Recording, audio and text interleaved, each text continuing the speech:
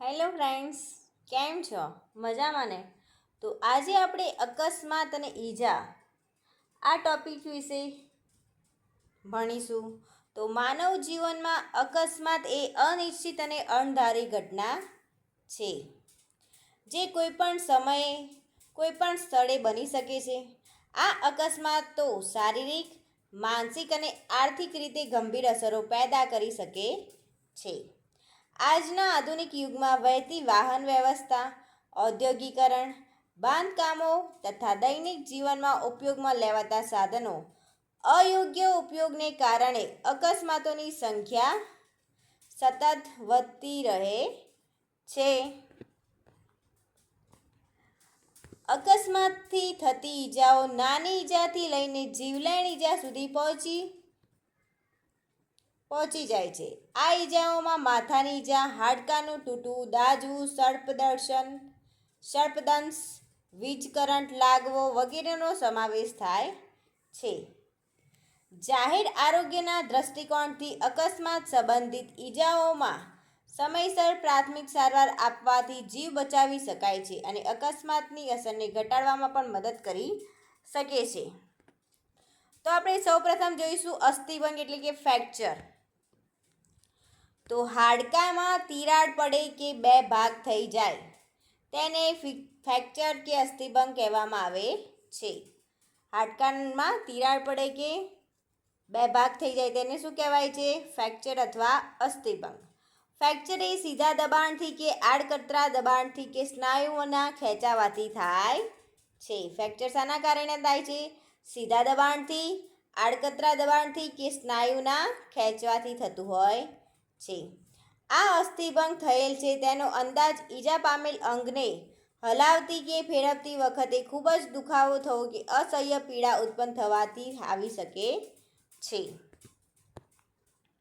હવે ફ્રેક્ચરના લક્ષણો જોઈશું આપણે કે ફ્રેક્ચરની જગ્યાએ તેની આજુબાજુના ભાગમાં સ્પર્શ કરવાથી કે દબાવવાથી પણ ખૂબ જ દુખાવો થતો હોય છે અને સોજો આવેલો હોય છે. ફ્રેક્ચર થયેલ શરીરના અંગના હલનચલનમાં તકલીફ પડે છે. શરીરના અમુક અવયવો જેવા કે હાથ અને પગના આકારમાં ફેરફાર થયેલ હોઈ શકે છે. તૂટેલું હાડકું બીજા અવયવો સાથે ઘસાય તેથી અવાજ આવે એવું લાગે છે. શરીરમાં જે જગ્યાએ ફ્રેક્ચર થયું હોય તે જગ્યાએ ખાડા જેવું લાગે છે. તો આ બધા શું હતા? તેના લક્ષણો હતા. ફ્રેક્ચર થયા હોય તેના લક્ષણો. હવે તેની સારવાર જોઈશું કે ફ્રેક્ચર થયેલ ભાગને વધારે નુકસાન થતું રોકવા માટે બિનજરૂરી હલનચલન અટકાવી, ફ્રેક્ચર થયેલા ભાગને સ્થિર કરવો અને ટેકો આપવો જરૂરી છે. સાથે સાથે રક્તસ્રાવ તથા ઈજાઓની પણ સારવાર કરવી. પાટાઓ અથવા ખપાટિયાનો ઉપયોગ કરી શરીરના ફ્રેક્ચર થયેલ ભાગને હલનચલન અટકાવી શકાય છે. ખપાટિયા તરીકે મજબૂત વળી ન જાય તેવી વસ્તુ જેવી કે લાકડાની પટ્ટી, ફૂટપટ્ટી, ઝાડની ડાળ કે તાજા છાપાને વાળીને પણ વાપરી શકાય છે. ખપાટિયા તરીકે મજબૂત વળી ના જાય તેવી વસ્તુ કેવી છે? લાકડાની પટ્ટી, ફૂટપટ્ટી, ઝાડની ડાળ કે તાજા પાનને વાળીને પણ વાપરી શકાય છે. બરડાની કરોડને થયેલી ઈજાવાળા દર્દીને ઊંધું સુડાવીને વાંકો વાળ્યા વગર કે આડી ત્રાંસા કર્યા વગર સ્ટ્રેચરમાં લઈ જતા પહેલાં 2 ધાબળાની ગડી કરી દર્દીના ખભાને થાપાની આગળ મૂકવા જોઈએ. તો આ હતી તેની સારવાર. હવે આપણે ફ્રેક્ચરના પ્રકાર જોઈશું. તો પહેલો જ પ્રકાર છે કે સાદો અથવા બંધ અસ્થિભંગ. આ પ્રકારના ફ્રેક્ચરમાં હાડકું ભાંગી જાય છે પરંતુ તેની આસપાસના અંગોને કંઈ પણ નુકસાન થતું નથી. આ ઉપરાંત બહાર જખમ દેખાતો નથી. હાડકું ભાગી જાય પણ તેનો બહાર અસર કોઈ પણ દેખાય ના. ત્યારબાદ જોઈશું આપણે મિશ્રિત અને વિવૃત અસ્થિભંગ. તો આ પ્રકારના ફ્રેક્ચરમાં હાડકું ભાગી જાય છે તેની સાથે તૂટેલા હાડકાની આજુબાજુની ત્વચા અને સ્નાયુઓના ભાગમાં ઘા પડી જાય છે અને બહારની ધૂળ કે જીવાણુ તેમાં દાખલ થઈ શકે છે. તેમ હોય તો તેવા બહારના ગાયુક્ત અસ્થિભંગને શું કહેવામાં આવે છે? મિશ્રિત અસ્થિભંગ કહેવામાં આવે છે. ત્યારબાદ આપણે જોઈશું ચૂરે ચૂરાવાળો એટલે કે વિખંડિત અસ્થિભંગ. ચૂરે ચૂરાવાળો એટલે કે વિખંડિત અસ્થિભંગ, જેમાં હાડકાં અનેક ચૂરા ટુકડા થઈ ગયા હોય તેને કોમ્યુટેડ અસ્થિભંગ પણ કહેવામાં આવે છે. શું કહેવામાં આવે છે ફ્રેન્ડ્સ? કોમ્યુટેડ અસ્થિભંગ. ત્યારબાદ જોઈશું આપણે સજ્જડ અસ્થિભંગ, કે હાડકાં ભાગી જઈ એક છેડો બીજામાં મજબૂત રીતે ખૂંપી જાય છે અથવા એકબીજા ઉપર હાડકાં ચડી જાય છે તેવા અસ્થિભંગને સજ્જડ અસ્થિભંગ કહેવામાં આવે છે. ત્યારબાદ જોઈશું આપણે કાચા પ્રકારનો અસ્થિભંગ. તો આ પ્રકારના અસ્થિભંગમાં હાડકું પૂરેપૂરું તૂટી જતું નથી. નાના બાળકોના હાડકાં બરાબર સખત કે બરડ ન થયા હોવાથી તેમાં ફ્રેક્ચર ન થતાં તેને લીલી લાકડીની જેમ વચ્ચેથી વળી જાય, તેથી તેને ગ્રીન સ્ટ્રીક ફ્રેક્ચર પણ કહેવામાં આવે છે. ત્યારબાદ જોઈશું આપણે ડિસ્પ્રેડ અસ્થિભંગ. તો આ પ્રકારના ફ્રેક્ચરમાં ખોપડીના ઉપરના ભાગમાં અથવા તેની પૈ હાડકાના આગવો બાજુનો ભાગમાં અસ્થિભંગ થાય છે. ત્યારબાદ આપણે જોઈશું વિવિધ હાડકાઓની ઈજા. તો પહેલાં જોઈશું ખોપડીનું ફ્રેક્ચર.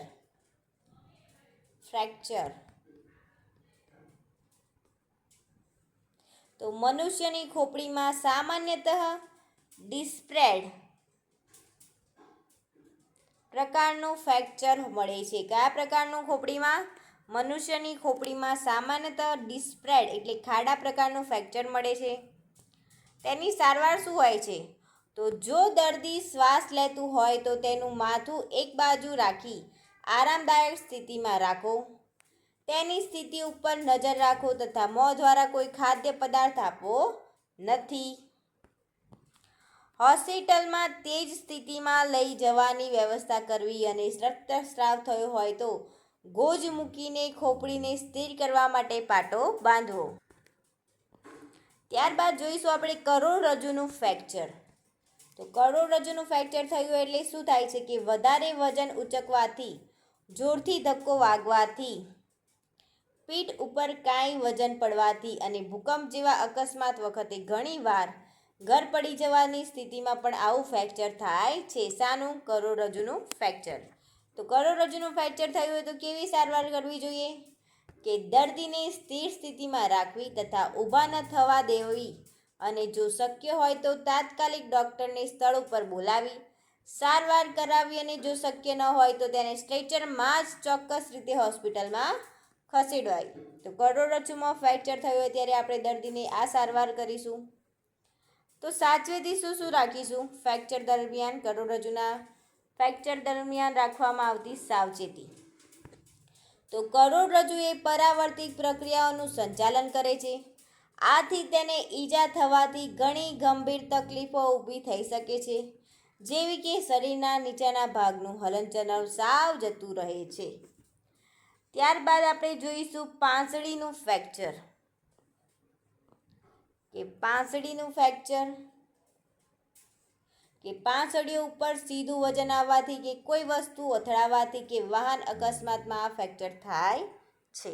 તેના લક્ષણો શું હોય છે? પાંસળીના ફ્રેક્ચરના લક્ષણો કે દર્દીને ઈજાવાળી જગ્યાએ ખૂબ જ દુખાય છે તથા શ્વાસ લેવામાં તકલીફ પડે છે, જેવી કે દર્દીને લાંબો ઊંડો શ્વાસ લેતા ખૂબ દુખાવો થાય, અમુક પ્રકારનો અવાજ પણ આવતો હોય અને ઘણીવાર ઘા જો ઊંડો હોય તો ફેફસામાં બહારની હવા દાખલ થાય છે અને વધુ જોખમી પરિસ્થિતિ સર્જાય છે. તો આ બધા લક્ષણો શાના હતા? જ્યારે પાંસળીમાં ફ્રેક્ચર થાય ત્યારે. તો પાંસળીમાં ફ્રેક્ચર થાય ત્યારે શું કરવું જોઈએ? કેવી રીતે સારવાર આપવી જોઈએ દર્દીની? તો 2 પહોળા પાટાઓને છાતીની ફરતે બાંધો, જેમાં એક દુખાવાની ઉપર અને બીજો દુખાવાની નીચેની બાજુએ. દર્દીને બધી હવા બહાર કાઢવાનું કહી પાટાની ગાંઠ મારવી. જો ઘા ઊંડો હોય તો પાટો ન બાંધવો અને દર્દીના ઈજાવાળા ભાગની બાજુમાં હાથને જોડીમાં રાખી હોસ્પિટલ ખસેડવો. ત્યારબાદ જોઈશું આપણે હાથનું ફ્રેક્ચર. શાનું? હાથનું. તો જ્યારે કોઈ બાહ્ય આઘાત જેમ કે પડવું, અકસ્માત કે સીધો ઘા લાગે છે ત્યારે આ હાડકામાં ભંગ થવાની શક્યતા હોય છે. તો તેની સારવાર શું કરવી જોઈએ? કે હાથ અને છાતીની વચ્ચેના ભાગમાં રૂમાલ કે ગાદી મૂકવી અને પાટા વડે હાથને છાતી સાથે બાંધી સ્થિર કરવો અને કોણી અને કાંડા સુધીના ભાગને જોડી વડે સ્થિર કરવા અને દર્દીને વધુ હલનચલન ન થાય તે રીતે હોસ્પિટલમાં ખસેડવો. ઘણીવાર રેડિયલ નર્વને ઈજા થવાની સંભાવના છે, જેથી આંગળીઓનું હલનચલન અટકી જાય છે.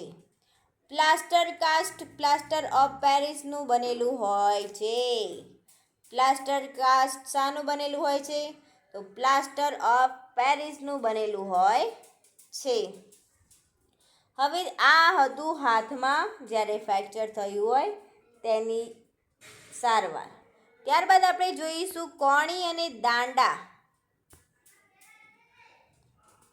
વચ્ચેનું ફ્રેક્ચર. કોડી અને કાંડા. તો ત્યારબાદ આપણે કોણી અને કાંડા વચ્ચેના ફ્રેક્ચરની સારવાર જોઈશું.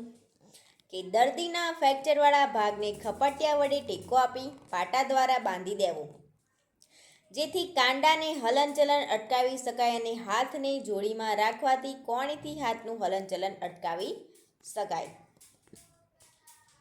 કાંડાથી આગળના હાથ તથા આંગળીઓનું ફ્રેક્ચર થયું હોય ત્યારે શું કરવું?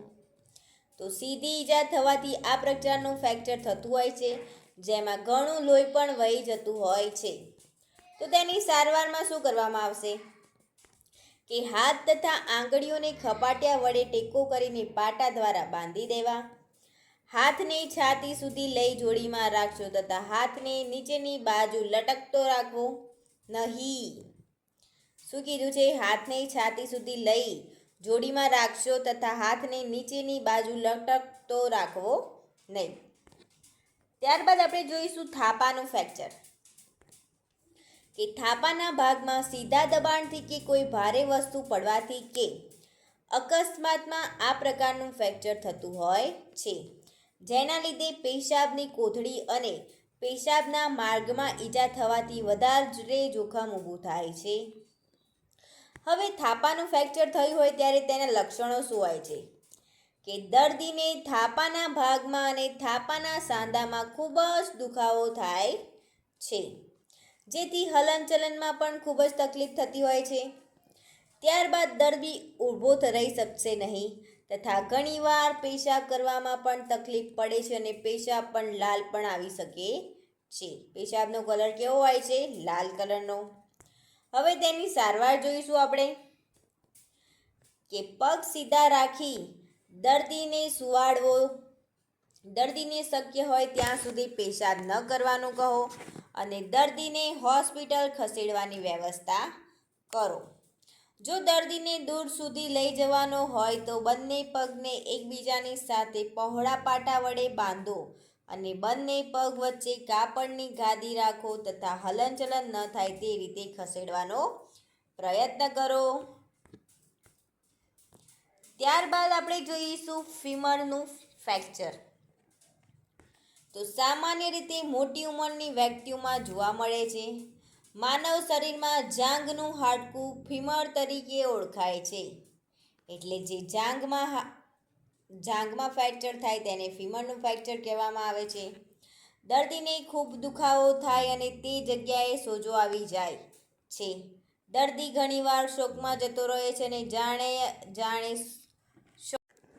તો સારવાર. ફીમર ફ્રેક્ચર થયું હોય ત્યારે શી સારવાર કરવી જોઈએ? તો પગનું હલનચલન રોકીને દેવું, જેના માટે દર્દીના પગ વચ્ચે ગાદી રાખી પહોળા પાટા વડે બાંધી દેવો તથા લાંબા ખપાટિયાની મદદથી થાપાની પગમાં તળિયા સુધી તેને પહોળા બેન્ડેજથી બાંધી દેવું. બીજા પગના તળિયાથી બગલ સુધી ગાદીવાળું લાંબુ ખપાટિયું મૂકી તેને પહોળા પાટાથી છાતી અને બીજા પગ સાથે બાંધી દેવા અને ત્યારબાદ સ્ટ્રેચરમાં હલનચલન ન થાય તે રીતે ગોઠવી હોસ્પિટલમાં ખસેડવો દર્દીને. જ્યારે ફીમરનું ફ્રેક્ચર થયું હોય ત્યારે. ફીમર એટલે શું થાય? જાંઘનું ફ્રેક્ચર. ત્યારબાદ આપણે જોઈશું ઢાંકણીનું ફ્રેક્ચર, કે સીધા દબાણથી ઢાંકણીનું ફ્રેક્ચર થાય છે. કયા દબાણથી? સીધા દબાણથી, જેમાં દર્દીને ખૂબ જ દુખાવો થાય છે, સોજો આવે અને પગની હલનચલનની પ્રક્રિયા અટકી જાય છે. દર્દીને માથું અને ખભા ઊંચા રહી તે રીતે સુવડાવો તથા ઈજાગ્રસ્ત પગને ઊંચો રાખો. એથી જાંઘના સ્નાયુઓને શું મળે છે? આરામ મળે છે. ગાદીવાળું ખપાટિયું દર્દીના કમરથી પગ પાની સુધી ગોઠવાય એ પ્રમાણે બાંધવો અને તેમાં પગની પાની થોડી ઊંચી રાખવી. ઊંચી રહે તે રીતે તેમાં નીચે ગાદી મૂકવી. એક પહોળો પાટો સાથળના ભાગ ઉપર અને અંગ્રેજીના આંઠડા આકારનો પાટો પગની પાની અને ઘૂંટણ ઉપર બાંધવો તથા એક નાનો પાટો તૂટેલા હાડકાના ઉપરના ભાગ ઉપર રાખી તેને પગની પાછળ લઈ જઈ આગળ લાવી ફ્રેક્ચરના નીચેનો નાનો ઉપર વાળીને પગની પાછળ લઈને ગાંઠ મારવી. ત્યારબાદ જોઈશું આપણે પગનું ફ્રેક્ચર. તો સીધા દબાણથી નળાના હાડકાનું કે ઘણીવાર બંને હાડકાનું ફ્રેક્ચર થાય છે. ઘણીવાર હાડકાની ચામડી ચીરીને હાડકું બહાર પણ આવી જાય છે. તો શું સારવાર કરવામાં આવશે? કે દર્દીને આરામદાયક પરિસ્થિતિમાં ગોઠવો. પગને લાંબા ખપાટિયા વડે એટલે કે થાપાથી પગની પાની સુધીમાં શું આપો? ટેકો આપો. ઘૂંટી અને પગના તળિયાને અંગ્રેજી આંઠડા આકારના પાટા વડે બાંધવો. પગના તળિયા અને આંગળીઓના હાડકાનું ફ્રેક્ચર. ત્યારબાદ શું જોઈશું આપણે? પગના તળિયા અને આંગળીઓનું ફ્રેક્ચર. તો સીધા દબાણથી કે ઘણીવાર પગ ઉપર વાહન પસાર થવાથી આ પ્રકારનું ફ્રેક્ચર થાય છે. કયું ફ્રેક્ચર? પગના તળિયા અને આંગળીઓના હાડકાનું ફ્રેક્ચર. તો તેના લક્ષણો શું હોય છે? કે દર્દીને ખૂબ જ દુખાવો થાય છે અને પગ ઉપર સોજો આવે છે. આ તેના લક્ષણો છે. હવે તેની સારવારમાં શું કરીશું? કે પગમાંથી બૂટ ચંપલ કાઢી દેવા કે બહાર પગમાંથી બૂટ ચંપલ કાઢી નાખવા. પગની નીચે ગાદી ગોઠવ્યા બાદ અંગ્રેજી આંઠડા આકારના પાટા વડે પગ બાંધવા. ત્યારબાદ ઘૂંટીના ભાગથી પગની હલનચલન ન થાય તે રીતે જોવું તથા પગને થોડો ઊંચો રાખી દર્દીને આરામદાયક પરિસ્થિતિમાં ગોઠવવા. હવે જ્યારે મસ્કોડાટ. તો મસ્કોડાટ એટલે શું? કે જ્યારે ભારે વજન ઉંચકવામાં આવે તો સ્નાયુ એકદમ વધારે ખેંચાય છે, જેથી સ્નાયુમાં નાના તંતુઓ કે સ્નાયુઓ છેડી તૂટી જાય છે, જેને કારણે દર્દીને ખૂબ જ દુખાવો થાય છે. આ સ્નાયુઓ કડક થઈ જાય અથવા સોજો આવી જાય છે તથા ઘણીવાર હલનચલન કરવામાં પણ ખૂબ જ તકલીફ પડે છે. તો તેને શું કહેવામાં આવે છે? મસ્કોડાટ કહેવામાં આવે છે. તો ત્યારે કઈ સારવાર કરવી જોઈએ? કે દર્દીને સૌપ્રથમ આરામદાયક પરિસ્થિતિમાં ગોઠવો. ઈજાગ્રસ્ત ભાગને જોડી કે ખપાટિયા વડે ટેકો આપવો અને તે ભાગો પર ઠંડા પોતા મૂકો અને દર્દી માટે ડૉક્ટરની સારવારની ગોઠવણ. દર્દીને ખસેડવાના હોય તો ફ્રેક્ચરની રીતે દર્દીના ઈજાગ્રસ્ત ભાગનું હલનચલન ન થાય તે રીતે તેને ખસેડો. સાંધાનું ઉતરી જવું કે બેથી વધુ હાડકાં જે જગ્યાએ ભેગા મળે છે અને હલનચલન કરી શકે છે તેને સાંધા તરીકે ઓળખવામાં આવે છે. સામાન્ય રીતે ખભાના હાડકાં તથા જડબાના હાડકાંમાં સાંધાનું ઉતરી જવાનું બને છે. આપણે તેના લક્ષણો જોઈશું કે ખૂબ જ દુખાવો થાય છે, સોજો આવી જાય છે, સાંધાનું કાર્ય અશક્ય બને છે. તો હવે તેની સારવાર જોઈશું. તે શું કરવું? તો સાંધાનું હલનચલન અટકાવી દુખાવો ન થાય તેવું કરવું જોઈએ. તે માટે અંગને ટેકો આપી આરામદાયક પરિસ્થિતિમાં ગોઠવો. સાંધાને જાતે બેસાડવાનો પ્રયત્ન કરશો નહીં. જડબું ઉતરી ગયું હોય ત્યારે પાટા વડે ટેકો આપો અને મોઢામાંથી દાંત કે ચોકઠું કાઢી લેવું. દર્દીને ન બોલવાની સલાહ આપવી. ત્યારબાદ જોઈશું આપણે બીજા નંબરમાં ઘા. તો આપણે સૌ પ્રથમ ફ્રેક્ચર જોયા અને ફ્રેક્ચર કેવા અને કઈ આગળ થતા હોય છે. ત્યારબાદ આપણે ઘા જોઈશું કે કોઈ પણ નાની મોટી ઈજાઓથી શરીરમાં ઘા પડે છે. આથી ચામડી ખુલી જાય છે અને બહારના જીવાણુઓ ખુલ્લા ઘાથી શરીરમાં દાખલ થઈ જતા હોય છે. તે ભાગ પર સોજો આવે છે, પરું પણ થાય છે, જ્યાં ઘામાં ચેપ લાગ્યો છે તેમ કહેવામાં આવે છે. ત્યારબાદ આપણા ઘાના મુખ્ય કારણો તો શું હોય છે? તો પહેલું જ કારણ છે કે કપાઈ જવાથી, કે ધારવાળા સાધનો જેવા કે ચપ્પુ, અસ્ત્રાથી થતા ઘા જેમાં લોહી જોરથી વહે છે. તો તેથી કોઈ વસ્તુ વાગી જવાથી આપણને ઘા પડે છે. બીજું છે ચીરાઈ જવાથી, કે જાનવરના પંજાથી કે તારની વાડમાં તાર વાગવાથી આ પ્રકારના જખમ થાય છે. કેવા પ્રકારના? હાથ ચીરાઈ જાય છે. ત્યારબાદ આપણે જોઈશું કચડાઈ જવાથી, કે લાકડી, હથોડી જેવા હથિયારોનો ફટકો પડવાથી અથવા કચડાઈ જવાથી આ પ્રકારનું જોખમ થાય છે, જેમાં શરીરમાં માંસપેશીઓમાં છૂંદાઈ જાય છે. શરીરની માંસપેશીઓ શું થાય છે? છૂંદાઈ જતી હોય છે.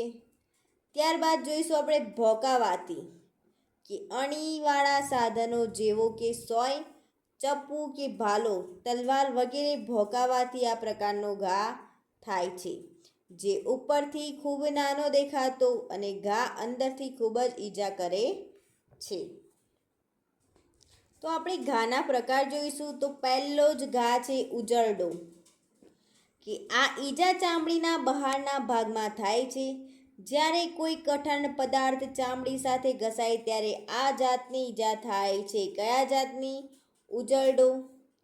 ત્યારબાદ આપણે જોઈશું ભોંકાયેલો ઘા,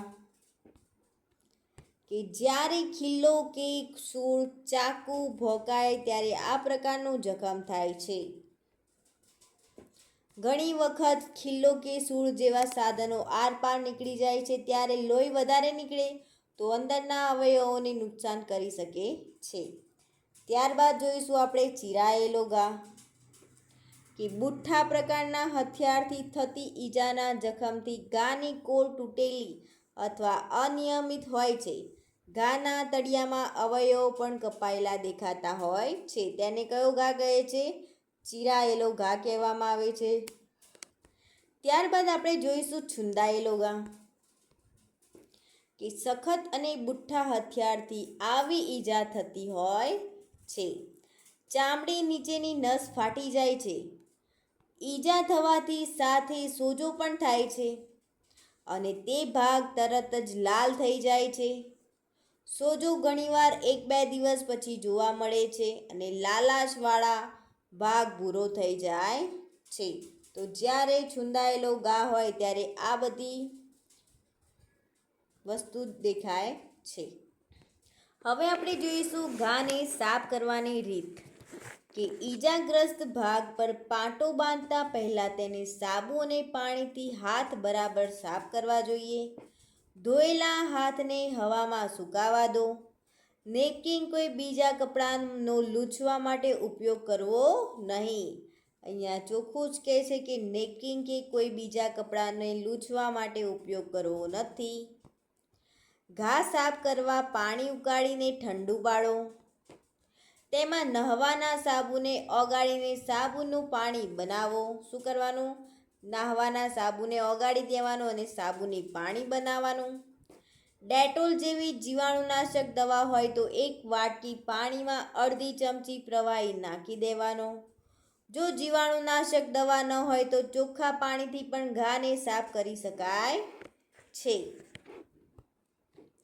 સાફ કર્યા પછી ઘા પર જીવાણુનાશક દવા લગાવી શકાય છે. નાની મોટી ઈજા થઈ હોય ત્યારે ટિંચર બેન્જોઇનમાં બોળેલ રૂ ઘા પર લગાવવામાં આવે છે. મલમ તો નાઇટ્રોફ્યુરાઝોન, ફેમાઇસેરી અને પ્રોવિડોન આ શું છે? મલમ છે બધા. જ્યારે દવા કઈ છે ઘાને સાફ કરવાની? જેન્સન વાયોલેટ અને મર્ક્યુરોકોમ. તો આ બે જ્યારે ઘા સાફ કરવાની દવા તો આ છે અને મલમ કયો છે? નાઇટ્રોફ્યુરાઝોન અને ફેમાઇસેરી પ્રોવિડોન. આ 3 છે મલમ. ત્યારબાદ રૂની ગાદી બનાવી કાપડ મૂકો. જાળીવાળા પટ્ટાને 2 ટુકડા વચ્ચે રૂમાં મૂકો અને જો 1.5 ઇંચથી વધારે પહોળો અને ઊંડો હોય તો ડૉક્ટરની સલાહ લેવી જરૂરી છે. જો ઇન્જેક્શન ટીટેનસ ટોક્સાઇડ એટલે કે ધનુર વિરોધી રસી લેવાની સલાહ આપવી જોઈએ. ત્યારબાદ આપણે જોઈશું નાના ઉજરડા. તો જ્યારે કોઈ ઈજાથી ચામડી થોડી ઘણી ઘસાય અથવા ચામડીને નુકસાન થાય તો તેને નાના ઉજરડા કહેવામાં આવે છે. તો સાબુ અને પાણીથી હાથ બરાબર ધોવા. આ શું છે? તેની સારવાર છે. આ બધી એની સારવાર છે. હવે તો એની સારવાર જોઈશું. જો પહેલો શું છે? સાબુ અને પાણીથી હાથ બરાબર ધોવા. ધોયેલા હાથને હવામાં જ સુકાવા દેવા. નેપકિન કે કોઈ બીજા કપડાં લૂછવા માટે ઉપયોગ કરવો નહીં. સાબુવાળા પાણીથી ઘા સાફ કરવો જોઈએ. રૂનું પૂમડું સાબુના પાણીમાં બોળી ઉજરડા પર લાગેલી ધૂળ અને કચરો સાફ કરવો. એક પૂમડાથી ફક્ત 1 જ વાર સાફ કરવું. કે રૂનું જે પૂમડું હોય તે એકવાર બોળવાનું, પછી સાફ કરી દેવાનું, પછી નાખીને બીજું લેવાનું. ત્યારબાદ જોઈશું સાફ કરેલા ઉજરડા પર રૂથી મર્ક્યુરોક્રોમ લગાવવો. શું લગાવવું? રૂની મદદથી મર્ક્યુરોક્રોમ લગાવો. તેમાં પાટો બાંધવાની જરૂર નથી હોતી. તમારા હાથ ફરી સાબુ અને પાણીથી સાફ કરી લેવા. ત્યારબાદ આપણે જોઈશું મૂંઢમાર. તો મૂંઢમાર શું છે? કે કોઈ જાડા કે નક્કર પદાર્થના અથડાવાથી રક્તવાહિનીઓની ઈજાને કારણે ચામડી નીચે લોહી જામી જાય છે અને તે કાળા, ભૂરા કે લીલાશ પડતા ચકામા તરીકે દેખાય છે, જેને મૂંઢમાર કહેવામાં આવતો હોય છે. કોને કહેવાય છે મૂંઢમાર? કોઈ પણ જાડા કે નક્કર પદાર્થ જોડે આપણે અથડાઈ જઈએ તેના કારણે ચામડીની નીચે લોહી આપણું જામી જાય છે. તે કયા કલરનું હોય છે? કાળા અને જાંબલી કલરનું, જેને ચકામા તરીકે ઓળખવામાં આવે છે, જેને મૂંઢમાર પણ કહેવામાં આવે છે. ત્યારબાદ આપણે તેની સારવાર જોઈશું. જો ઘા સ્નાયુમાં હોય તો ચકામા દેખાતા નથી અને ખાલી જખમવાળા ભાગને જ સોજો આવે છે. મૂંઢમારના ઘામાં રક્તસ્રાવ થતો નથી તથા સોજો સાથે દુખાવો થાય છે. તો હવે તેની સારવાર જોઈશું. મૂંઢમારના ઉપચાર માટે તાત્કાલિક ઠંડા પોતા કે બરફનો ઉપયોગ કરવો. મૂંઢમારની સ્થિતિ સારી થાય પછી ગરમ પોતા અથવા શેક કરી શકાય છે. બંને પ્રકારના પોતાથી સોજામાં અને પીડામાં રાહત થાય છે. મજબૂત પાટો બાંધવાથી પણ પરિણામ મેળવી શકાય છે. ત્યારબાદ આપણે જોઈશું હવે દાજવું. ત્રીજા નંબરનું શું છે? દાજવું. પહેલા નંબરનું અસ્થિભંગ, ત્યારબાદ ઘા અને ત્રીજા નંબરનું છે દાજવું. તો દાજવાની શ્રેણી. તો પ્રથમ શ્રેણી શું છે કે ચામડીના સૌથી ઉપરના બાહ્ય ત્વચાના નામે ઓળખાતા પડનો સમાવેશ કરવામાં આવે છે. ત્યારબાદ બીજી શ્રેણી, તૃતીય શ્રેણી, કે ચામડીના ત્વચા તરીકે ઓળખાતા પડમાં દાઝવાને કારણે થતી ઈજા 50% દાહ કહેવાય છે. કઈ? આંશિક દાહ. ત્યારબાદ તૃતીય શ્રેણી.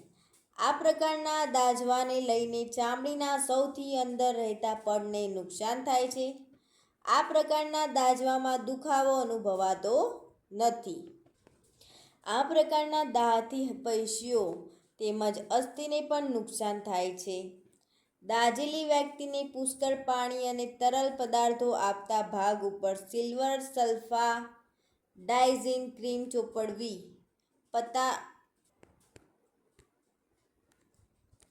તો ત્યારબાદ જોઈશું આપણે ઓછું દાઝવું.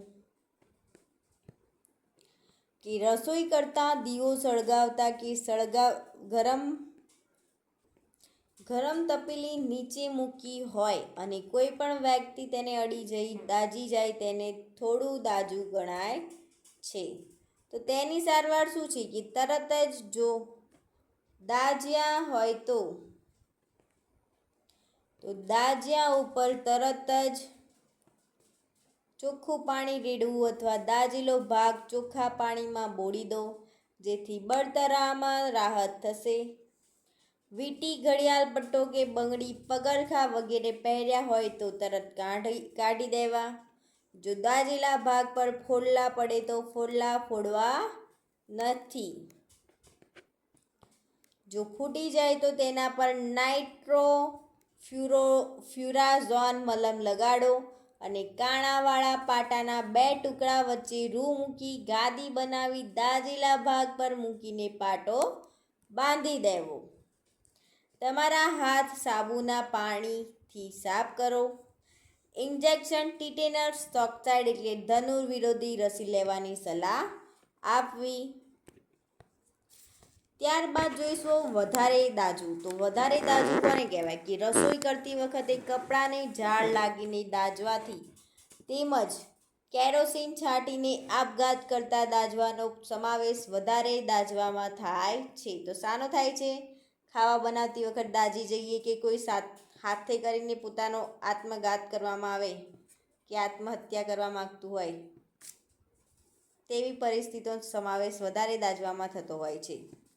જો બળેલી વ્યક્તિ કે દાઝી ગયેલી વ્યક્તિને બળેલા ભાગનો વિસ્તાર મોટો હોય અને ડૉક્ટરી સારવાર મળતા 4 કલાક લાગે તેમ હોય તો 2 મોટા ગ્લાસ ચોખ્ખા પાણીમાં અડધી ચમચી મીઠું અને બની શકે તો અડધી ચમચી સોડા બાયકાર્બોનેટ નાખીને તે પાણી દ્વારા ઘાને સાફ કરી સારવાર આપી શકાય છે.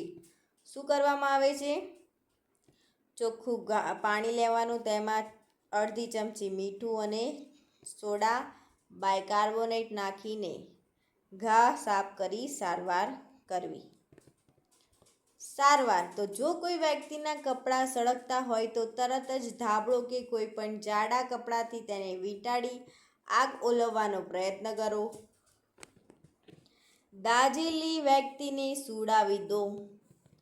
દાઝેલા ભાગ પર ડોલથી પાણી છાંટો. શરીર સાથે જો કપડાં ચોંટી ગયા હોય તો ઉખાડવાનો પ્રયત્ન કરવો નથી. શરીર સાથે કપડાં ચોંટી ગયા હોય તો તેને ઉખાડવા નહીં. દાઝેલા ભાગ પર ઘી, તેલ તેમજ કોઈ પણ પ્રકારનો મલમ લગાવવો નહીં. દાઝેલી વ્યક્તિને તરત ડૉક્ટર પાસે લઈ જાઓ.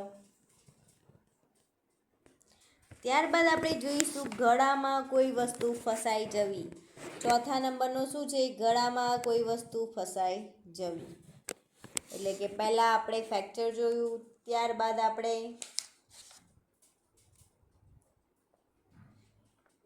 ઘા જોયું, ત્યારબાદ આપણે દાઝવું અને હવે જોઈશું ગળામાં કોઈ વસ્તુ ફસાઈ જાય ત્યારે શું કરવું? તો જો ગળામાં કોઈ ફસાઈ ગયેલી વસ્તુ બહાર નીકળે તો દર્દીને ઊભો રાખી માથું સહેજ નમેલું રાખવાનું કહો. પાછળ ઊભા રહી તમે તેની ડૂંટીથી સહેજ ઉપરના ભાગ પર બંને હાથની આંગળીઓ પરોવીને મૂકો. હાથ વડે છાતી તરફ ઉપર અને અંદર જોરથી ધક્કો મારો. જો વસ્તુ બહાર ન આવે તો ડૉક્ટર પાસે જવું. નાના બાળકના ગળામાં વસ્તુ ફસાઈ જવી. તો બાળક તમારે ખોળામાં લો. પહેલાં બાળકને ખોળામાં લો. એક હાથ છાતીની નીચે મૂકો અને બીજા હાથથી પીઠને ધીરેથી થાબડતા રહેવું. જો ઉપર મુજબ કર્યા પછી પણ વસ્તુ બહાર ન નીકળે તો તમારા ખોળામાં બાળકને બેસાડીને આગળ જણાવ્યા પ્રમાણે હાથથી ધક્કો મારો. ત્યારબાદ આપણે જોઈશું વઈ, ખેંચ અને ફેકરું કે મગજમાં થતા વિદ્યુતીય તરંગોના ફેરફાર થવાને કારણે વ્યક્તિને વાઈ ખેંચ આવે છે. તો તેમાં લક્ષણો શું હોય છે ફ્રેન્ડ? તો વ્યક્તિનું આખું શરીર હાથ ખેંચાઈ જાય છે, શરીર અક્કડ થઈ જાય છે, ડોળા ઉપર ચડી જાય છે અને મોઢામાં ફીણ આવી જાય, દાંત જોરથી ભીસાઈ જાય અને ઘણીવાર જીભ કચડાઈ જાય કે કપડામાં પેશાબ પણ થઈ જાય છે. વાઈનો હુમલો 1 થી 2 મિનિટ ચાલે પછી દર્દી શાંત થઈ જાય છે તથા ત્યારબાદ દર્દીના શરીરમાં કળતર થાય છે અથવા દર્દી થોડા સમયે બેભાન અવસ્થામાં રહે છે. ઘણીવાર તો દર્દીઓને હુમલો આવતા પહેલાં આંખે અંધારા આવતા, ચક્કર આવવા, આંખો સામે લાલ પીળા કુંડાળા દેખાવા તેવું પણ થતું જોવા મળે છે. કોઈ પણ કામ કરતા હોય તે દરમિયાન વઈ આવે તો ઘણીવાર દર્દીને દાઝી જવાને કે વાગી જવાનો કિસ્સાઓ બનતા હોય છે. ઘણા લોકોને વઈ આવતા પહેલાં તેનો ખ્યાલ આવી જતો હોય તેમને આરામદાયક સ્થિતિમાં સુવાડી દેવામાં આવે છે. તો વઈ આવે ત્યારે શું કરવું? સારવાર કે દર્દીને પડખાભેર સુવાડો. મોઢામાં રૂમાલ જેવી પોચી વસ્તુઓ ભરાવો જેથી જીભ દાંત વચ્ચે કચડાય નહીં. દર્દીને શરીરમાં કોઈ જગ્યાએ ઈજા ન થાય તેનું ધ્યાન રાખો. હુમલાઓ વધારે થતાં લાંબા રહે તો દર્દીને હોસ્પિટલમાં ખસેડવું. તો શું સાવચેતી રાખવી જોઈએ? કે દર્દીને ધ્રુજારી તથા આંચકાઓ આવતા રોકવા જોરથી દબાવવું નહીં, કારણ કે તેમ કરતાં દર્દીને ફ્રેક્ચર થવાની પણ શક્યતા રહેતી હોય છે. ભીસાયેલા જડબાને બળપૂર્વક ખોલવાની કોશિશ કરવી નહીં, કારણ કે તમારી આંગળીઓ કપાઈ જવાની પણ શક્યતા રહે છે. સખત વસ્તુઓ મોઢામાં નાખવી નહીં, કારણ કે તેમ કરતાં દર્દીના દાંત તૂટી જવાની શક્યતા રહે છે. ડુંગળી કે ચંપલ સૂંઘાડવું નહીં, કારણ કે આમ પણ વાઈનો હુમલો 2 થી 3 મિનિટ સુધીનો જ રહેવાનો છે. વાઈ એ દવાથી સંપૂર્ણપણે કાબૂમાં રહે તેવી બીમારી છે. તો વઈ આવવાથી તે દવાથી કાબૂમાં થઈ શકે છે. આ રોગ દર્દીને દવાનો ડૉક્ટર કહે છે તે રીતે લાંબા સમય સુધી નિયમિત દવા લેવી જોઈએ. વાઈમાં દર્દી બીજા લોકો જેવું સામાન્ય જીવન જીવી શકે છે. ત્યારબાદ આપણે 6થા નંબરમાં જોઈશું કે બેભાન અવસ્થા, બેશુદ્ધિ, મૂર્છા કે આઘાત. આ 4 એક જ છે. બેભાન અવસ્થા, બેશુદ્ધિ, મૂર્છા અને આઘાત. તો દર્દીના મગજ તથા જ્ઞાનતંતુની સામાન્ય ક્રિયાઓમાં અવરોધ આવે તો દર્દી ઘણીવાર બેભાન થઈ જાય છે, ભાન ગુમાવી દે છે, જેને બેભાન અવસ્થા કહેવામાં આવે છે. તો તેના કારણો શું હોય છે? કે માથામાં કોઈ પ્રકારનો ઘા વાગવાથી, હાર્ટ એટેક, સ્ટ્રોક, શ્વાસનળીમાં અવરોધ થવાથી કે ખેંચ આવવાથી, ડાયાબિટીસના કારણે. તો આ બધા કારણ હોઈ શકે છે. કોઈ ઈજા દરમિયાન શરીર 10% કે તેથી વધુ લોહી વહી જાય ત્યારે દર્દી બેભાન થાય છે, આ પણ કારણ હોઈ શકે છે. તો હવે આપણે તેના લક્ષણો જોઈશું કે બેભાન અવસ્થામાં કે જેમાં દર્દી થોડો ભાનમાં હોય છે પરંતુ દર્દીને પૂછવામાં આવેલ પ્રશ્નોના અયોગ્ય જવાબ આપે છે તથા ઘણીવાર નાડીના ધબકારા તથા શ્વસન ક્રિયા પણ મંદ ચાલતી જોવા મળે છે, જેને કારણે દર્દી ધીમે ધીમે વધુ બેભાન અવસ્થામાં સરકે છે અને દર્દી જવાબ પણ આપતો નથી. તો તેનું લક્ષણ છે કે શ્વાસ ધીરો કે ઉતાવળો અને અનિયમિત થાય છે. શરીર ઘણીવાર ઠંડુ પડી જાય છે અને કપડામાં ઝાડો પેશાબ પણ થઈ જાય છે અને ચહેરો કેવો થઈ જાય છે? ફિક્કો પડી જાય છે. દર્દીને આરામદાયક સ્થિતિમાં ગોઠવી દર્દીએ પહેરેલા કપડાં ઢીલા કરી માથું એક પડખે રાખવું, દર્દીનો શ્વાસ રૂંધાય નહીં તેનું ધ્યાન રાખવું, જરૂર પડે તો કૃત્રિમ શ્વાસોશ્વાસ આપવો તથા દર્દીને બીજી કોઈ ગંભીર ઈજા થઈ નથી તેની પણ તપાસ કરવી. રક્તસ્રાવ થતો હોય તો તેને બંધ કરવો. ફ્રેક્ચર થયું હોય તો તેવું લાગતું હોય તો ભાગને ખપાટિયા વડે ટેકો આપી સ્થિર રાખવો. શરીર ઠંડુ પડી ગયું હોય તો ધાબળો ઓઢાડી તથા ગરમ પાણીની કોથળી કે બોટલ વડે શેક કરવો. દર્દીને આરામદાયક સ્થિતિમાં હોસ્પિટલ લઈ જવાની વ્યવસ્થા કરવી. દર્દીને મોં વાટે કંઈ આપવું નહીં, પરંતુ ભાનમાં આવે તો પેટમાં કંઈ ઈજા થઈ નથી તેની ચકાસણી કરી પાણી અથવા પછી ચા કોફી આપવા અને જો દર્દીને ખેંચ આવતી હોય તો મોઢામાં કપડું, રૂમાલ કે પોચી વસ્તુ આપવી, જેથી દાંત તથા જીભને કોઈ પણ પ્રકારની ઈજા થાય નહીં. જ્યારે શોક લાગે ત્યારે બ્લોક્સ પગની નીચે મૂકવામાં આવે છે. એસ્ટેબ્લિશ્ડ શોક જો દર્દીને લાગ્યો હોય તો 5 મિનિટની અંદર હોસ્પિટલ લઈ જવો જોઈએ. ત્યારબાદ આપણે જોઈશું શ્વાસ અવરોધક. તો જ્યારે કોઈ વ્યક્તિના ફેફસાઓને તાજી હવા સતત અને અવિરતપણે ન મળતી હોય તો શરીરના જીવનના ઉપયોગી અંગો અને તેમના કાર્યોનું નિયંત્રણ કરતા મગજમાં આવેલા તંત્રિકા કોષોને ઓક્સિજન પૂરતા પ્રમાણમાં મળતો નથી અને આ કારણને લઈને શ્વાસ અવરોધના નામથી ઓળખવામાં આવતી ભયંકર સ્થિતિનું નિર્માણ થતું હોય છે. તો માનવ શરીરને જીવંત રાખવા માટે હવામાં ઓક્સિજનની જરૂર છે. શ્વાસોશ્વાસનું સરાસરી પ્રમાણ દર મિનિટે 15થી 18 છે. બાળકોમાં આ પ્રમાણ દર મિનિટે 40 હોય છે.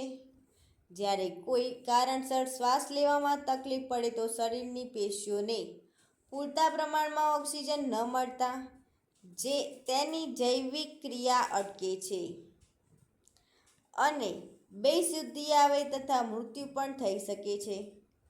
શ્વાસ બંધ થયા પછી 5 થી 10 મિનિટ સુધી હૃદય ધબકતું રહે છે. હવે તેના કારણો જોઈશું આપણે કે પાણીમાં ડૂબવાથી, શ્વસન માર્ગમાં પ્રવાહી ભરાવાથી, હવામાંના ઝેરી ગેસો, ઘરમાંથી નીકળતો ગેસ, મોટરના એક્ઝોસ્ટમાંથી નીકળતા ધુમાડો આ પણ કારણ હોઈ શકે છે.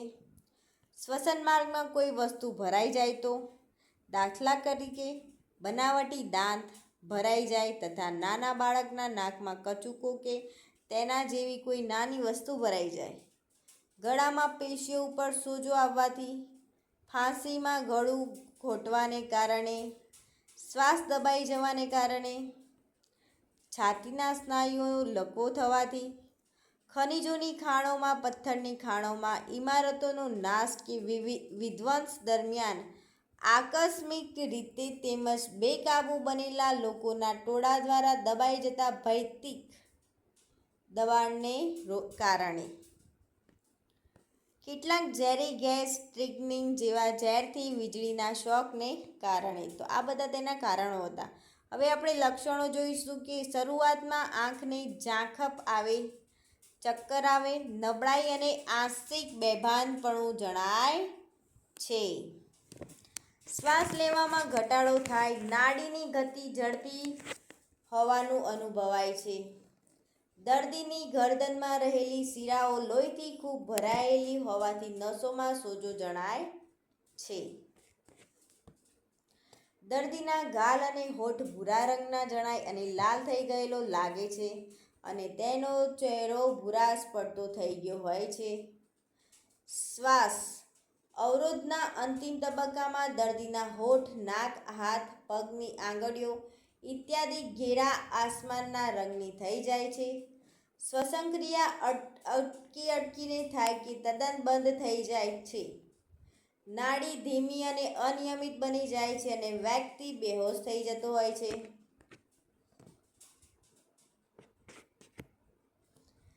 ત્યારબાદ તો શ્વાસ અવરોધની સારવાર માટેના સામાન્ય નિયમો કે શ્વાસ અવરોધ થવાનું કારણ શોધી અવરોધને દૂર કરો અથવા તો ગંભીર સ્થિતિમાં આવી પડેલા દર્દીને ઘટના સ્થળેથી દૂર લઈ જશો.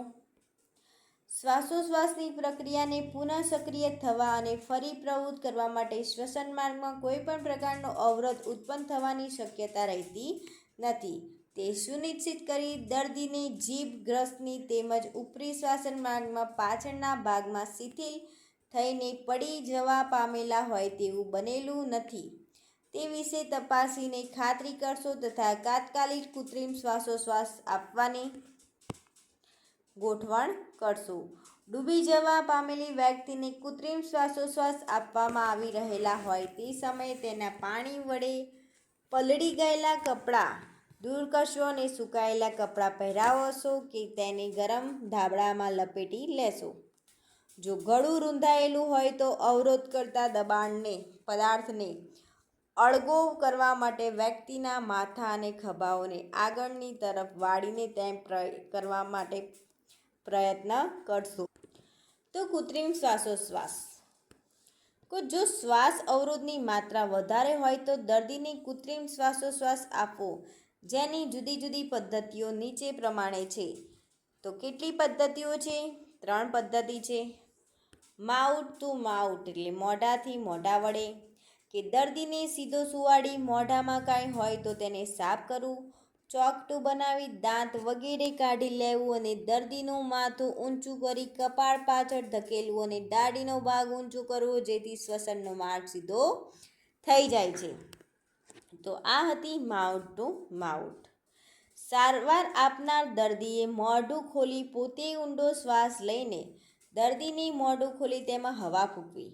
આ દરમિયાન હવા બહાર ન નીકળી જાય તે માટે દર્દીનું નાક બંધ રાખવું અને ત્યારબાદ દર્દીનું નાક અને મોં છોડી દેવું જેથી તેની અશુદ્ધ હવા આપોઆપ બહાર નીકળી જાય છે. આ ક્રિયા માટે દર્દીના મોઢા ઉપર પાતળું કપડું પણ રાખી શકાય છે. આ ક્રિયા 1 મિનિટમાં 16 થી 18 વાર થાય તે રીતે કરવી. દર્દી શ્વાસોશ્વાસ કરવા માટે ત્યાં સુધી આવી ક્રિયા ચાલુ રાખવી. ત્યારબાદ બીજી પદ્ધતિ છે હોલ્ગર નેલ્સની પદ્ધતિ કે આ પદ્ધતિમાં દર્દીને ઊંધું સુડાવી તેનું માથું તેના હાથ નીચે એક બાજુ રહે તે રીતે ગોઠવવું. સારવાર આપનાર દર્દીના માથાની બાજુએ દર્દીની પીઠ ઉપર ફેફસાના ભાગ ઉપર દબાણ આપી શકાય તે રીતે બેસવાનું છે. શ્વાસોશ્વાસની પ્રક્રિયા માટે પહેલા ભાગમાં પીઠ ઉપર દબાણ આપવામાં આવે છે જેથી ફેફસામાંથી હવા બહાર નીકળી જાય અને બીજા ભાગોમાં દર્દીને કોણીથી આગળ અને ઉપર ખેંચવાથી પાછળના હલનચલનના કારણે છાતીમાં પોલાણ ઊભું થતાં બહારની હવા ફેફસામાં દાખલ થાય છે. આમ બંને પ્રક્રિયાઓ વારાફરતી કરવાથી શ્વાસ અને ઉચ્છ્વાસની પ્રક્રિયા પૂર્ણ થાય છે. આ ક્રિયા 1 મિનિટમાં 8 થી 10 વાર કરવી. ત્યારબાદ જોઈશું આપણે સેફર પદ્ધતિ કે દર્દીને ઊંધો સુડાવવાનો, તેના હાથ માથા નીચે બાજુમાં રાખવા અને માથું એક બાજુએ રાખવું. સારવાર આપનાર દર્દીની એક બાજુએ ઘૂંટણભેર બેસવું. તો સારવાર આપનાર તેના હાથ દર્દીની પાંસળીઓ ઉપર આવે તે રીતે ગોઠવવા. શરૂઆતમાં સારવાર આપનારે પોતાના શરીરનું એક સરખું દબાણ દર્દીની પીઠ ઉપર આપવું જેથી ફેફસામાંથી હવા બહાર નીકળશે. ત્યારબાદ ધીમેથી પંજા ઢીલા મૂકી પોતાના શરીરને શરૂઆતની સ્થિતિમાં લાવવું, જેથી આગળની ક્રિયા દ્વારા ફેફસામાં થયેલ જગ્યા નહીં નવી હવા દ્વારા ભરાશે અને દર્દીના શરીરમાં નવી હવા દાખલ થશે. આ ક્રિયા કેટલી વાર કરવાની? 8 થી 10 વાર થાય તે રીતે કરવી. ત્યારબાદ જોઈશું આપણે રોકિંગ મેથડ એટલે કે હિંડોળા ખાટ રીત. કે આ પદ્ધતિમાં દર્દીને એક સ્ટ્રેચર પર બેસાડવાનું, જે આગળ પાછળ ખસેડવા માટે પહેરવાયેલું હોય. ગુરુત્વાકર્ષણનો ઉપયોગ કરીને આંતરિક અવયવોને લયબદ્ધ રીતે ઉપર અને નીચે હલાવવામાં આવે છે, જેને જેમ સ્ટ્રેચર નમે છે. તેમ તેમ આંતરિક અવયવોનું વજન બદલાય છે, જે હવાને ફેફસામાં અને બહાર જવા માટે દબાણ કરતું હોય છે. તો ત્યારબાદ આપણે જોઈશું હૃદય અને મર્દન કરવાની રીત. તો હૃદય અત્યંત સ્થિતિસ્થાપક સ્નાયુઓનું બનેલું હોય છે. સ્નાયુ બનેલું હોય છે. હૃદય અત્યંત સ્થિતિસ્થાપક સ્નાયુઓનું બનેલું હોય છે. હૃદય છાતીમાં ઉરોસ્થિ સ્ટર્નમ નામના હાડકાની પાછળ. કયા? હૃદય છાતીમાં ઉરોસ્થિ સ્ટર્નમ નામના હાડકાની પાછળ બે ફેફસાની વચ્ચેના પોલાણમાં, જે જમણેથી ડાબી તરફ ત્રાંસુ ગોઠવાયેલું હોય છે. શું? હૃદય. કોરોનરી ધમની હૃદયને રુધિર પૂરું પાડે છે. કઈ ધમની હૃદયને રુધિર પૂરું પાડે છે? કોરોનરી ધમની. કોરોનરીમાં અવરોધ ઉત્પન્ન થવાથી હૃદયના અમુક ભાગોમાં રુધિરનો પુરવઠો ખોરવાઈ જાય છે અને હૃદયના સ્નાયુઓનું સંકોચન વિકોચન અનિયમિત થઈ કેટલીક વાર બંધ થઈ જાય છે, જેને હૃદય રોગ કહેવામાં આવે છે. કે હૃદય રોગનો હુમલો થયો છે એમ કહેવામાં આવે છે. આ સ્થિતિમાં હૃદયને બહારથી દબાણ આપવાની જરૂરિયાત હોય છે. દબાણ આપનારને આ પદ્ધતિનો સંપૂર્ણ ખ્યાલ હોવો જોઈએ, નહીંતર નુકસાન થઈ શકે. અને દબાણ આપનાર નખ કાપેલા હોવા જોઈએ. હાથમાં વીંટી, કડું વગેરે પહેરેલા ન હોવા જોઈએ, કારણ કે તેનાથી દર્દીને ઈજા થવાનો ભય રહે છે. દબાણ આપવાની આ પદ્ધતિ લયબદ્ધ છાતીની મધ્યમાં, તેને લંબ દિશામાં અને પ્રતિ મિનિટ 100 કંપનના દરે કરવી તથા પ્રક્રિયા દરમિયાન બિનજરૂરી વિલંબન ન કરવો જોઈએ. કાર્ડિયાક મસાજ આપવા માટે વ્યક્તિને સપાટ જગ્યા પર સુવાડવો તથા પગને માથા કરતાં નીચા રાખવા જોઈએ. ત્વચાની સપાટી પર સતત સંપર્ક રાખી કંપનની ક્રિયા સતત કરવી અને સામાન્ય રીતે 30 કંપન પછી 2 સેકન્ડનો આરામ લેવો. કેટલી સેકન્ડ પછી? 30 કંપન પછી 2 સેકન્ડનો આરામ લેવો જોઈએ. ત્યારબાદ જોઈશું આપણે ગૂંગળામણ ગળાનું રૂંધાવવું. તો તેમાં શું સારવાર કરવી જોઈએ? કે બાળકને પગથી ઊંધું પકડવું અને તેનું પેટ છાતી પગ ઉપર રહે તે રીતે રાખી પીઠ ઉપર ધબ્બો મારવો, જેથી ગળામાં ફસાયેલ વસ્તુ બહાર નીકળી શકે છે. વ્યક્તિની પાછળ ગોઠવાઈને તેના પેટની ઉપરની બાજુએ જોરથી ઝટકાથી દબાણ આપવાથી ફેફસામાં એકદમ દબાણ આવવાથી ફસાયેલ વસ્તુ બહાર નીકળી શકે છે. ને આમ કરવાથી ફાયદો ન થાય તો દર્દીને તાત્કાલિક હોસ્પિટલમાં ખસેડવો જોઈએ. ત્યારબાદ જોઈશું આપણે ઝેરી વાયુથી થતી ગૂંગળામણ. કે ઝેરી વાયુથી થતી ગૂંગળામણ એ એવી પરિસ્થિતિ છે જેમાં શ્વાસ માટે જરૂરી ઓક્સિજનની અછત થવાથી શરીરનું સામાન્ય શ્વસન કાર્ય બગડે છે.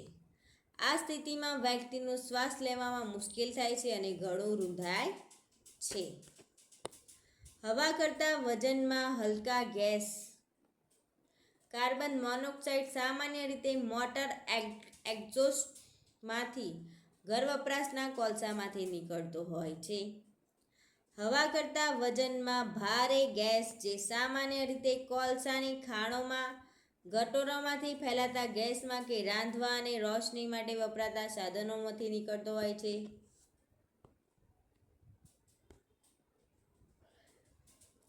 દર્દીને તાત્કાલિક તાજી હવા લાવો, શુદ્ધ ઓક્સિજન આપવો જોઈએ.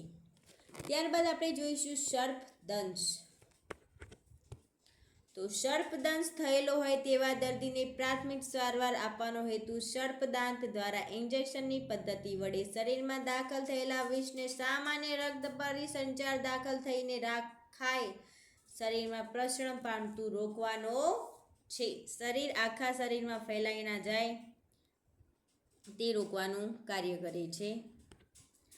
આ હેતુ સિદ્ધ કરવાનો સંકોચનકારી પાટો લઈ જ્યાં સર્પદંશ થયેલો છે તે ભાગની ઉપર હૃદયની બાજુએ સખત ખેંચીને બાંધી દેશો, જેથી કરીને તે ભાગમાંથી સર્પનું વિષ ધરાવતું અશુદ્ધ લોહી શિરામાર્ગે હૃદય તરફ વહેતું અટકી જવા પામે અને આ પાટો બાંધી દઈને દર અડધી કલાકે તેને અડધી મિનિટ સુધી ઢીલો કરતા રહેવું જોઈએ.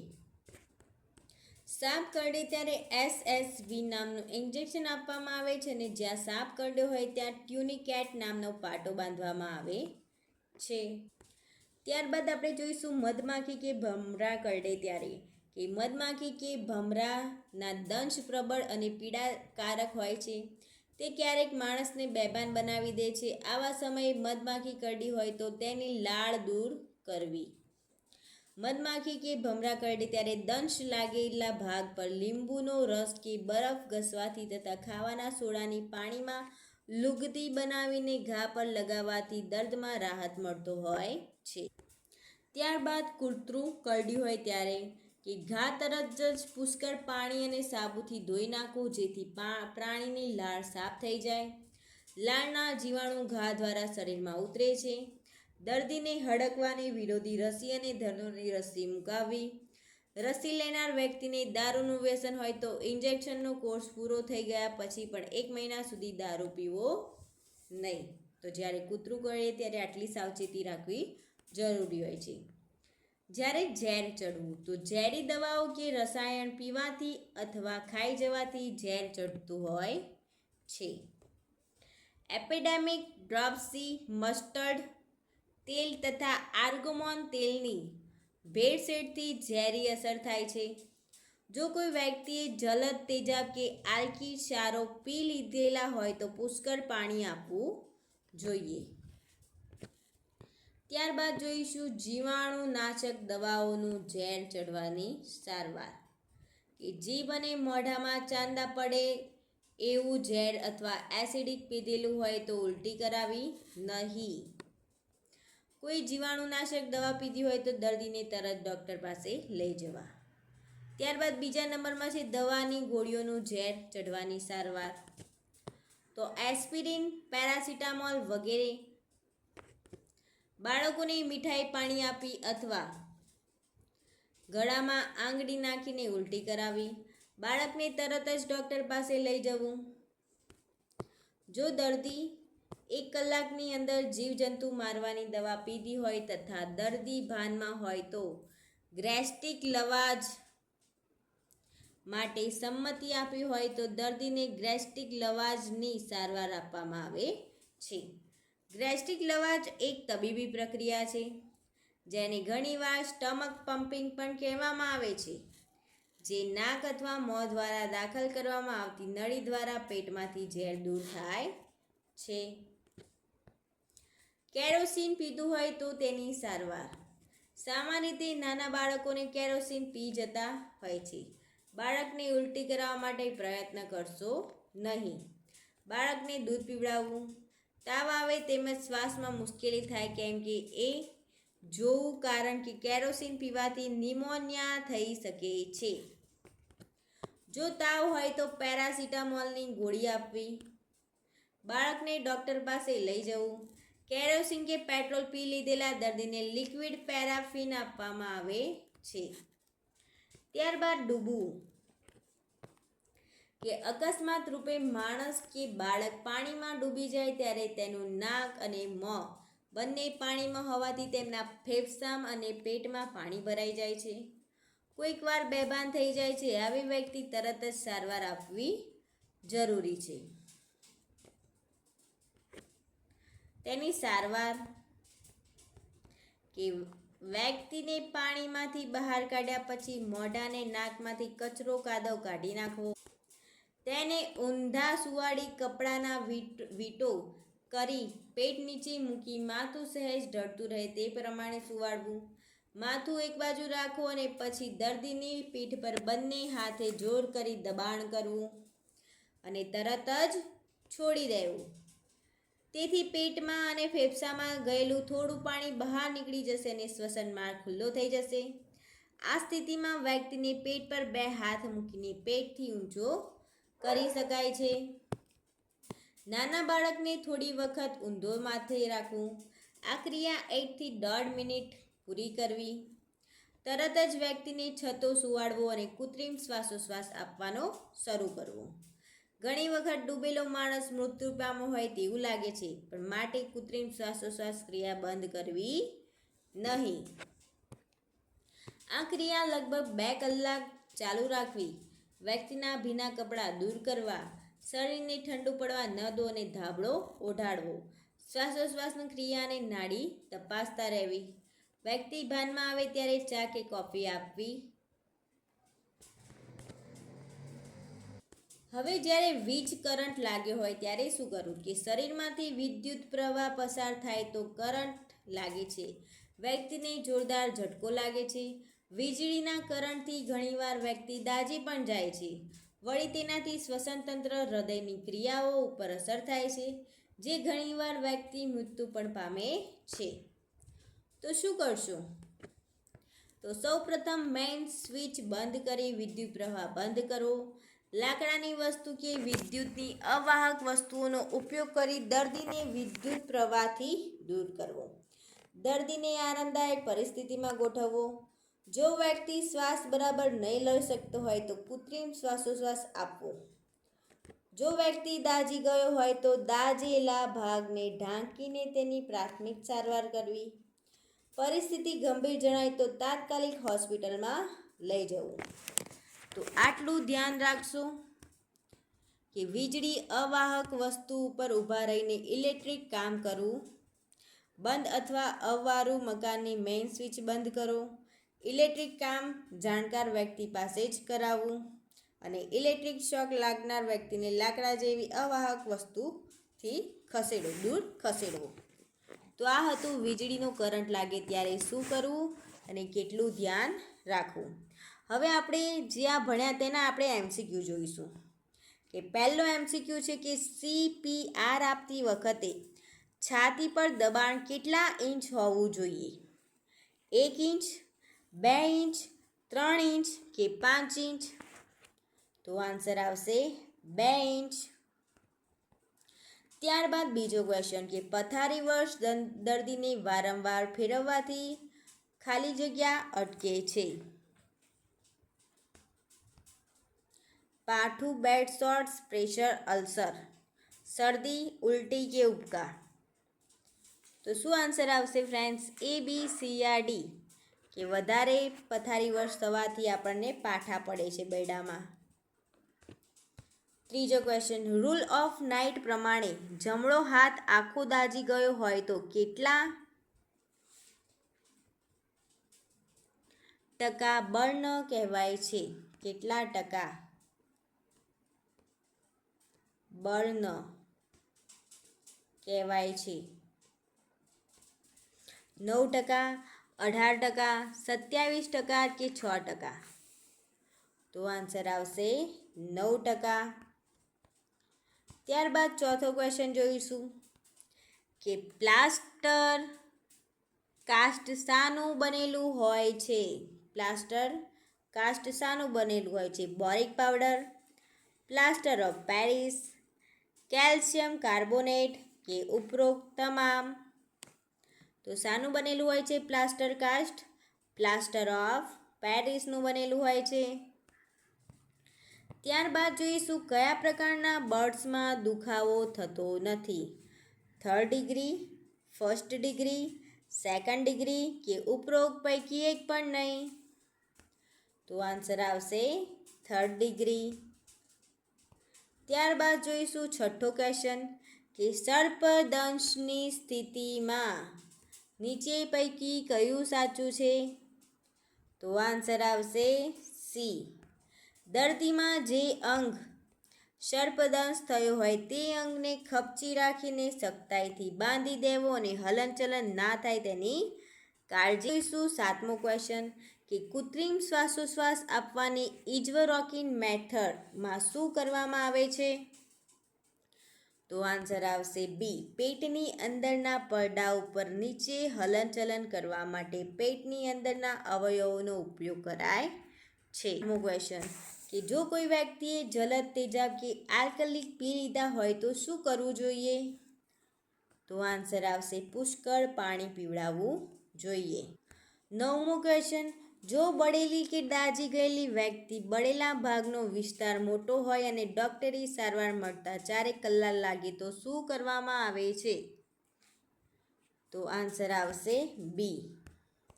2 મોટા ગ્લાસમાં ચોખ્ખા પાણીમાં અડધી ચમચી મીઠું અને બની શકે તો અડધી ચમચી સોડા બાયકાર્બોનેટ નાખી દર્દીને પાણી આપ્યા કરવું. 10મો ક્વેશ્ચન અસ્થિભંગ થયેલ છે તેનો અંદાજ નીચે પૈકી કઈ બાબત પરથી જાણી શકાય છે? તો આન્સર આવશે ઈજા પામેલા અંગને હલાવતી કે ફેરવતી વખતે ખૂબ જ દુખાવો થવો કે અસહ્ય પીડા ઉત્પન્ન થવી. જોઈશું 11મો ક્વેશ્ચન જ્યારે કોઈ વ્યક્તિ જીવજંતુ મારવાની દવા પી જાય તો તેને ગસ્ટિક લવાજ નીચે પૈકી કયા સંજોગોમાં કઈ શરતે આપવો જોઈએ?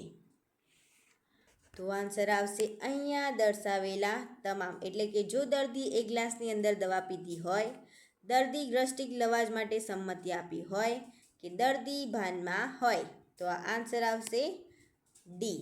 અહીંયા આપેલ તમામ. 12મો ક્વેશ્ચન ભારત સરકારના આરોગ્ય પરિવાર કલ્યાણની માર્ગદર્શિકા અનુસાર સ્નેક બાઇટ વખતે નીચે પૈકી કઈ વાત સાચી નથી ફ્રેન્ડ્સ? તો આન્સર આવશે સી. બાઇટની નજીક ટોર્નિકેટ બાંધવો આ વાત સાચી નથી. ત્યારબાદ 13મો ક્વેશ્ચન કે હાડકાનો તૂટેલો ભાગ ચામડીની બહાર દેખાય એને કયું ફ્રેક્ચર કહેવામાં આવે છે? સાદું, કમ્પાઉન્ડ ફ્રેક્ચર, કોમ્યુટેડ કે ગ્રીન સ્ટીક? તો આન્સર આવશે કમ્પાઉન્ડ ફ્રેક્ચર. ઘરની સ્થિતિએ કૂતરું કરડવાનો ઘા શાનાથી ધોવો જોઈએ? સાબુ અને પાણી, ટિંચર બેન્ઝોઇલ, ડેટોલ કે હાઇડ્રોજન પેરોક્સાઇડ? તો આન્સર આવશે સાબુ અને પાણીથી ફ્રેન્ડ. 15મો ક્વેશ્ચન સામાન્ય રીતે સર્પદંશની અસર દૂર કરવા માટે કયું તત્વ ધરાવતું ઇન્જેક્શન આપવામાં આવે છે? તો ASV. 16મો ક્વેશ્ચન 2 કે 2 થી વધુ હાડકાં જે જગ્યાએ ભેગા મળે અને હલનચલન કરી શકે છે તેને શું કહેવામાં આવે છે? સાંધા કહેવામાં આવે છે. 17મો ક્વેશ્ચન કોઈ પણ વ્યક્તિને લૂ લાગે ત્યારે શું થાય છે? તો શરીરના મોટા ભાગના અંગો શિથિલ બની જાય છે. આન્સર આવશે બી. 18મો ક્વેશ્ચન કેરોસીન કે પેટ્રોલ પી લીધેલ પેશન્ટને શું આપવામાં આવે છે ફ્રેન્ડ્સ? તો લિક્વિડ પેરાફિન આપવામાં આવે છે. 19મો ક્વેશ્ચન કયા પ્રકારના દાઝવામાં દુખાવો અનુભવાતો નથી? તો આન્સર આવશે 3rd ડિગ્રીમાં.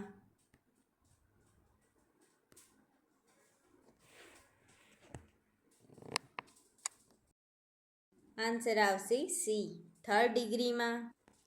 20મો ક્વેશ્ચન કેવા પ્રકારના પોઈઝનમાં ઉલટી ન કરાવવી જોઈએ? ઓપિયમ, આલ્કોહોલ, સ્ટ્રોંગ એસિડ કે ક્લોરીન? તો આન્સર આવશે સ્ટ્રોંગ એસિડ. નાના બાળકોમાં વધુ જોવા મળતું ફ્રેક્ચર કે જેમાં હાડકાં ભાગી જતા નથી પરંતુ વળી જાય છે તેને કયા પ્રકારનું ફ્રેક્ચર કહે છે? આન્સર આવશે 21મા ક્વેશ્ચનમાં સી ગ્રીન સ્ટીક ફ્રેક્ચર. 22મો ક્વેશ્ચન કૃત્રિમ શ્વાસોશ્વાસમાં સેફર પદ્ધતિમાં દર્દીને કઈ રીતે સુવાડવો જોઈએ? ઊંધો, છતો, પડખા પર કે સુવાડવો નથી? તો આન્સર આવશે ઊંધો. 23મો ક્વેશ્ચન કયા પ્રકારના અસ્થિભંગમાં હાડકું ચામડીની બહાર આવી જાય છે? કમ્પાઉન્ડ ફ્રેક્ચર, વિવૃત અસ્થિભંગ, green stick fracture, comminuted fracture કે વિખંડિત અસ્થિભંગ કે સિમ્પલ ફ્રેક્ચર સાધારણ અસ્થિભંગ? તો શું આન્સર આવશે ફ્રેન્ડ્સ? તો આન્સર આવશે એ. તો પ્લીઝ ફ્રેન્ડ્સ વિડીયોને લાઇક શેર અને સબસ્ક્રાઈબ જરૂરથી કરી લેજો. આપણો લાસ્ટ ક્વેશ્ચન છે કે અગ્નિશામક તરીકે ફીણ કયા પ્રકારની આગમાં ઉપયોગી નથી? ડી ટાઈપ, સી ટાઈપ, બી ટાઈપ કે એ ટાઈપ? તો આન્સર આવશે સી, બી ટાઈપ. તો પ્લીઝ વિડીયોને લાઇક શેર અને સબસ્ક્રાઈબ તો ફ્રેન્ડ્સ જરૂરથી કરી લેજો. Thank you for watching my video and જય માતાજી.